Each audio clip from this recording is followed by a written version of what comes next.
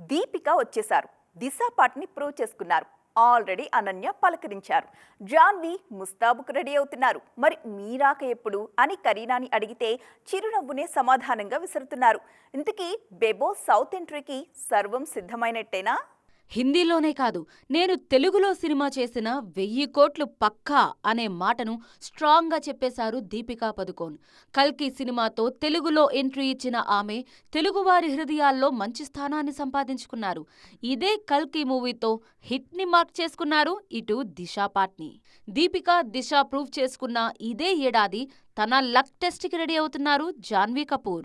ఈ నెల 27న ప్రేక్షకుల ముందుకు రావడానికి రెడీ అయిపోయారు. ఖచ్చితంగా హిట్ అందుకుంటాననే ధీమా కనిపిస్తోంది శ్రీదేవి తనయలో. ఆల్రెడీ లైగర్తో సౌత్ ఎంట్రీ ఇచ్చిన అనన్య నెక్స్ట్ ప్రాజెక్ట్ కోసం వెయిట్ చేస్తున్నారు. ప్రస్తుతం కాల్ మీ బే సెకండ్ సీజన్కి రెడీ అవుతున్నారు ఈ బ్యూటీ.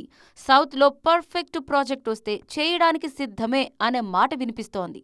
నార్త్ బ్యూటీలంతా సౌత్ ఎంట్రీ కోసం ట్రై చేస్తుంటే ఇన్నాళ్లు కామ్గా కనిపించారు బెబో కరీనా.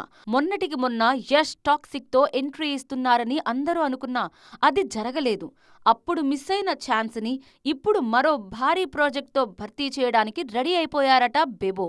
2025లో ఆమెకు సంబంధించి ప్రాజెక్ట్ వివరాలు బయటకొస్తాయన్నది నార్త్లో వైరల్ అవుతున్న వార్త.